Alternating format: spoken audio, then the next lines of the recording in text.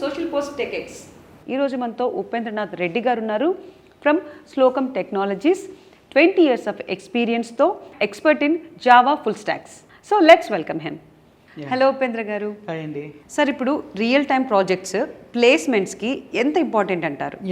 Placements అంటే కంపల్సరీగా job తెచ్చుకోవటం. Yes, right. జాబ్ తెచ్చుకోవాలంటే వాళ్ళు ఏంటంటే వీళ్ళు వర్క్ చేయగలరా లేదా అనేది వాళ్ళు చెక్ చేస్తారు. సో వీళ్ళు వర్క్ చేయగలరా లేదా అనే కెపాసిటీని పెంచుకోగలిగితే జాబ్ వచ్చేస్తుంది.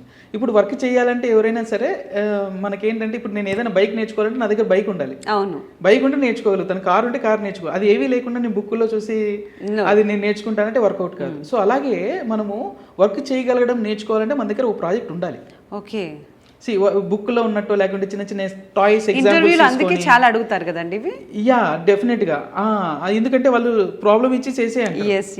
ఇలాంటి ప్రాబ్లం నువ్వు ఎలా చేస్తావు అని అడిగేస్తారు. మీకు డిఫరెంట్ టైప్స్ ఆఫ్ ఎర్రర్స్ వచ్చాయి కదా, ఏమేమి ఎర్రర్స్ ఉన్నాయో ఎర్రర్స్ వచ్చాయి అవి కూడా అడుగుతారా? డెఫినెట్ గా. అసలు నాకు ఎర్రర్స్ రావు అన్నారనుకోండి, అసలు నువ్వు పనే చేయలేదు. నువ్వు ఎక్కడ వర్క్ చేయలేదని కన్ఫర్మ్ గా చెప్పేయచ్చు. ఇంకా ఇంటర్వ్యూ కూడా అక్కడి నుంచి వెళ్ళిపోతాడు. సో కాబట్టి ఏంటంటే మనం వర్క్ చేసాము అంటే మనం ఎర్రర్స్ తోనే పని చేస్తున్నట్టు. అవును. సో డెఫినెట్ గా ఎర్రర్స్ వస్తే దాని సొల్యూషన్ ఇస్తూ వర్కింగ్ అని. ఎగ్జాక్ట్లీ అంతే అండి. సో అందుకోసం అని చెప్పి మనం ప్రాజెక్ట్స్ ఏవైతే ఉన్నాయో వాటి మీద వర్క్ చేసేటప్పుడు ఈ పాయింట్స్ అన్నీ వస్తాయి. ఎందుకంటే వాళ్ళకు ప్రాబ్లమ్స్ రావటము, ఎర్రర్స్ రావటము, ఫిక్స్ చేయటము, డిప్లాయ్ చేసేటప్పుడు ఎన్విరాన్మెంటల్ ఇష్యూస్ ఇవన్నీ వస్తాయి. కాబట్టి ఇంటర్వ్యూ ఏ పార్ట్లో క్వశ్చన్ అడిగినా వాళ్ళకి ప్రాపర్గా ఆన్సర్ ఇవ్వగలిగేటట్లు ప్రాక్టికల్ ఆన్సర్స్ ఇస్తారు. Not like definition answer. Exact వాళ్ళు సపరేట్ గా ఏదో బై హార్ట్ చేసి ఆన్సర్స్ ఇచ్చినట్టు కాకుండా న్యాచురల్ గా వాళ్ళ ఎక్స్పీరియన్స్ నుంచి ఆన్సర్స్ ఇవ్వగలుగుతారు. ఎగ్జాక్ట్లీ.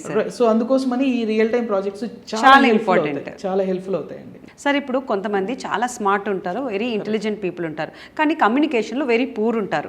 సో అలాంటి వాళ్ళకి ఇప్పుడు ఐటీ జాబ్లో అంటే చాలా ఇంపార్టెంట్ అంటారు కమ్యూనికేషన్. సో అలాంటి వాళ్ళకి ఇప్పుడు ఐటీ జాబ్లో ఎంతవరకు కమ్యూనికేషన్ అనేది రోల్ అనేది ప్లే చేస్తుంది అంటారు? ఓన్లీ కమ్యూనికేషన్ నుండి టెక్నాలజీ సోగా తెలిసిన వాళ్ళకి జాబ్ ఇచ్చేసే వాళ్ళు అప్పుడు అంత ఇంపార్టెన్స్ ఉంది. సో బాగా టాలెంటెడ్ అయినా ఒక్కోసారి మనకు వచ్చింది చెప్పలేకపోతే వాళ్ళకి జాబ్ ఇవ్వడానికి చాలా ఆలోచిస్తారు. ఎందుకోసం అంటే ఇప్పుడు వాళ్ళు చేసింది ఒక టీం ఉంటుంది, ఎవ్రీడే స్క్రమ్ కాల్ ఉంటుంది. స్క్రమ్ కాల్లో వాళ్ళు మాట్లాడాలి. సో అలా మాట్లాడుతున్నప్పుడు వాళ్ళకు ఏదైతే చేశారో వాళ్ళు చెప్పకపోతే, నేను ఏం చేశానో మీకు చెప్పకపోతే తెలియదు. ఎందుకంటే మీరు మేనేజరు, ఈ వర్క్ అయింది, ఈ వర్క్ అవ్వలేదు, ఈ ప్రాబ్లం ఉంది, ఈ ప్రాబ్లం లేదు అని ఎలా తెలుస్తుంది? ఓన్లీ నేను కమ్యూనికేట్ చేసినప్పుడే తెలుస్తుంది. సో పాపం అందుకే వాళ్ళు ఇంటర్వ్యూ తీసుకోవడానికి కమ్యూనికేషన్ స్కిల్స్ అడగడానికి మెయిన్ రీజన్ అదే.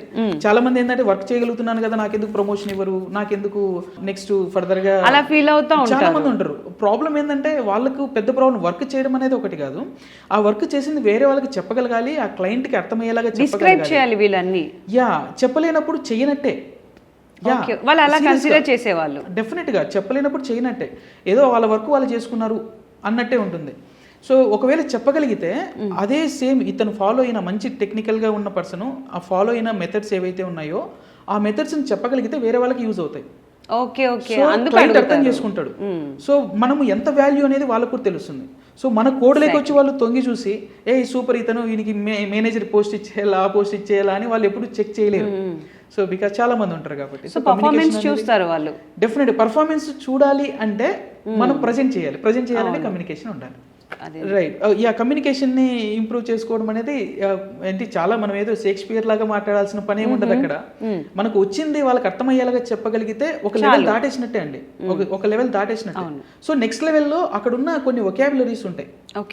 సో టీమ్స్ లో కానీ క్లయింట్ యూజ్ చేసే బిజినెస్ వర్డ్స్ కానీ వాటిని మనం క్యాచ్ చేయగలిగితే, వాటిని యూజ్ చేసుకోగలిగితే దట్ ఈస్ కమ్యూనికేషన్. ఎందుకంటే మనం 100 words యూజ్ చేసే కన్నా ఆ బిజినెస్ వర్డ్ ఒకటి అర్థమైపోతుంది. సో అలాంటి వొకాబులరీని క్యాప్చర్ చేసుకోవడం అది సెకండ్ లెవెల్. ఫస్ట్ లెవెల్ ఏంటంటే సింపుల్ ఇంగ్లీష్తో వాళ్ళకి వచ్చింది చెప్పగలిగితే చాలు. అది ప్రాక్టీస్ చేయడం మెయిన్. ఇప్పుడు ఏఐ వచ్చిన తర్వాత ఇంకా హెల్ప్ఫుల్ అవుతుంది. చాట్ జీపీటీ తీసుకొని సో దాంతో మాట్లాడుతూ ఉంటే చాలు. అప్పుడైతే ఎవరో ఉండాలి, ఎవరో హెల్ప్ చేయాలి అని ఉండేది. ఇప్పుడున్న ఈ ప్లాట్ఫామ్స్ కి స్టూడెంట్స్ బ్లెస్డ్ నిజంగా, really.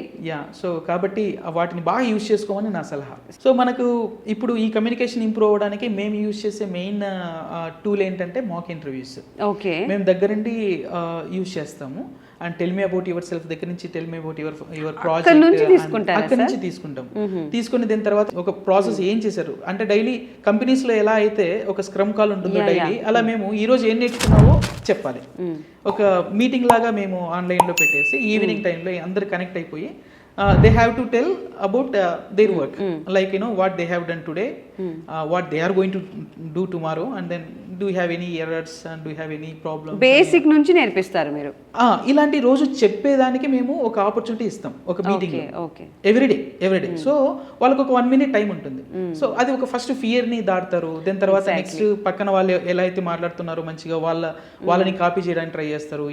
So it will be definitely helpful, easy for them.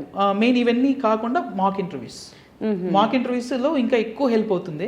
So ఇలా చాలా ఇన్స్టిట్యూషన్స్ నేర్పిస్తున్నాయి. మేము రికార్డ్ చేస్తాము యాక్చువల్ గా వాళ్ళకి చూపిస్తాము. లైక్ మేము చూపిస్తారండి, వాళ్ళు రికార్డ్ చేసి వాళ్ళకి చూపిస్తాము. అంటే ఎక్కడ కరెక్షన్స్ ఉండాలి అనేది. అంటే మోస్ట్ ఆఫ్ ద టైం ఏంటంటే కమ్యూనికేషన్ ఇంప్రూవ్ చేసుకోవడం అనేది మనం తప్పు చేస్తున్నామని మనకే తెలుసు, వేరే వాళ్ళు ఏం కరెక్ట్ చేయనక్కర్లేదు. సో వాళ్ళకి చూపిస్తే చాలు. సో నెక్స్ట్ టైం వాళ్ళే కరెక్ట్. ఎగ్జాక్ట్లీ. ఇప్పుడున్న టూల్స్, ఈ ఏఐ టూల్స్ కానీ ఈ ఆర్టిఫిషియల్ ఇంటెలిజెన్స్కి సంబంధించిన ఇంటర్వ్యూస్ అవే చేస్తాయి కదా. సో ఈ టూల్స్ని యూజ్ చేసుకొని మన కమ్యూనికేషన్స్ని ఈజీగా ఎవరైనా సరే డెవలప్ చేసుకోవచ్చు. ఇప్పుడు ఈ జనరేషన్లో మాత్రం అందరికీ అందుబాటులో ఉన్నాయి కాబట్టి దే ఆర్ బ్లెస్డ్ అని ఎగ్జాక్ట్లీ ట్రూలీ బిలీవ్ అండి. ఎందుకంటే మనకు అంత ఆపర్చునిటీ లేకుండే అప్పట్లో. సో వీళ్ళు ఏ టెక్నాలజీ కావాలంటే అది, ఏ స్కిల్ కావాలంటే ఆ స్కిల్ అప్డేట్ అవ్వడానికి కావాల్సి ఉంటుంది. కమ్యూనికేషన్ స్కిల్స్ అనేది చాలా చిన్న విషయం ఇప్పుడు. అవును సార్.